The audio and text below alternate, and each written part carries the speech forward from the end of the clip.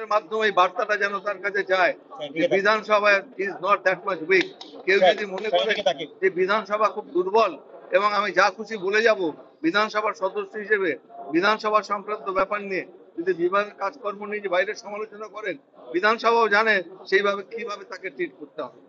এই মুহূর্তে গাড়ি বারান্দাতে একটা বিক্ষোভ প্রদর্শন চলছে সে করতেই পারে, সে করেছে পুরো আমাদের হাউসের মধ্যে তো না, হাউসের বাইরে করেছে। সে রাস্তাঘাটে কি করলো না করলো আলাদা কথা, কিন্তু বিধানসভা সংক্রান্ত বিষয় নিয়ে বাইরে বিবৃতি দিয়ে ওই যে নিজেকে হিরো বলে জাহির করার চেষ্টা, Vidhan Sabha is that not that much weak. বলছি উনি যে ধরনের ভাষণ দিচ্ছেন তা কি সংবিধানের পরিপন্থী? 100 বার, 100%। আমাদের সংবিধান সর্বধর্ম সমন্বয় একটা মিলিত শক্তির উপর বেস করে সংবিধান দাঁড়িয়েছে। স্যার বিরোধী দলনেতা বলছে যে স্যার ঘৃণা ভাষণ দিয়ে সুপ্রিম কোর্টের তো একটা পর্যবেক্ষণ আছে। আরে দাঁড়া একটা করতে দাও। স্যার ঘৃণা ভাষণ দিয়ে সুপ্রিম কোর্টের তো একটা পর্যবেক্ষণ আছে। বিধানসভার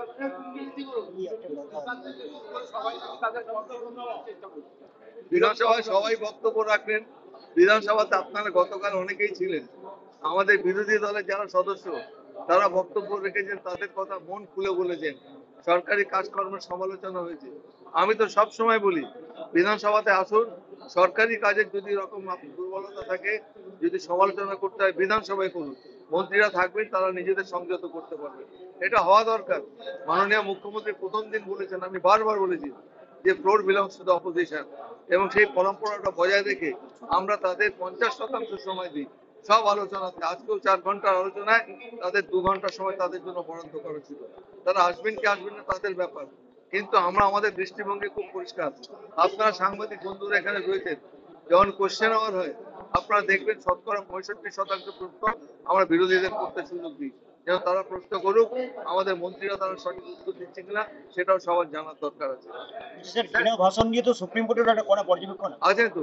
ঘৃণা ভাষণ কি বলবো, আপনি ওদেরকে বলুন যে সমস্ত কথা ওদের কাছে জানানো দরকার হয়েছে, যারা এখানে বাইরে দাঁড়িয়ে আস্ফালন করে বেড়াচ্ছে। স্যার ওদের মধ্য থেকে অগ্নিমিত্রা পাল সহ বাকিরা অভিযোগ করছেন যে তারা ওয়ালে নামেনি, তারা এমনি দাঁড়িয়ে প্রতিবাদ করছিলেন, কিন্তু তাদেরকে সাসপেন্ড করা হয়েছে এবং একজন বিধায়ক তিনি তার দাবি যে তিনি সেদিন বিধানসভায় উপস্থিত ছিলেন।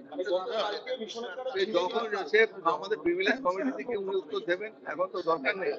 The matter has been referred to the privilege committee. Privilege জবাব দেবেন, সেখানে যদি তারা সন্তুষ্ট হয় তখন তারা যা ব্যবস্থা নেবার নেবে। সাসপেনশনটা নিয়ে বলছেন বিশ্বনাথ কারক গিয়ে বলবেন, আপনাদের কাছে বলেছেন আপনারা এগুলো নিন, কিন্তু আমাদের প্রিভিলেজ কমিটিতে যখন রেফার করেছে আমি এই ব্যাপারটি নিয়ে আর কোনো মন্তব্য করবো না। It is under the domain of privilege committee of which the deputy speaker is the chairman. Sir 30 দিন এই সময়টা কি কমানোর কোনো ভাবনা চিন্তা রয়েছে? আমাদের কাছে আবেদন করুক, যদি তাদের নমনীয়তা থাকে, তারা যদি বিধানসভার প্রতি শ্রদ্ধাশীল হয়, যদি বিধানসভার মর্যাদার সম্বন্ধে তাদের সেই জ্ঞান হয়, তারা যদি আবেদন করে আমরা নিশ্চয়ই রিকনসিডার করবো।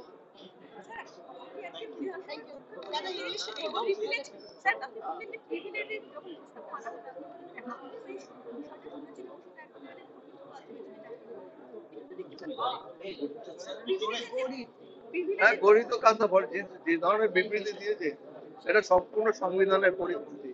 অনেকে অনেক কথা বলেন, সমালোচনা করতে পারেন, ব্যক্তিগতভাবে আমাকেও সমালোচনা করতে পারেন, কিন্তু সংবিধানের মূল কাঠামোতে কুঠারাঘাত করে যদি কেউ বিবৃতি দেন, মর্মাহত আপনাদের নিশ্চয়ই আপনারাও মর্মাহত হয়েছে। এখানে আপনারা যারা সাংবাদিক বন্ধুরা রয়েছেন, আপনি বলুন তো, আপনারা তো বিধানসভায় আসেন, আপনারা জাতি ধর্ম নির্বিশেষে বেছে বেছে আপনাদের কার্ড দেওয়া হয়। উনি কি কথা বলছেন ওখানে দাঁড়িয়ে যে মোল্লাতন্ত্র? আমি তো বুঝতেই পারি না এসব কথা, এসব কথা কি মানুষের কানে? আমি তো বলছি যে ধরনের প্ররোচনা উনি দিচ্ছেন, পশ্চিমবঙ্গ যে এখনো শান্ত আছে এটা যথেষ্ট। ওনার প্ররোচনাতে যদি কেউ পা দেন তাহলে পশ্চিমবঙ্গে অনেক বেশি অশান্তি হতে পারে, এটা ওদের বোঝা উচিত।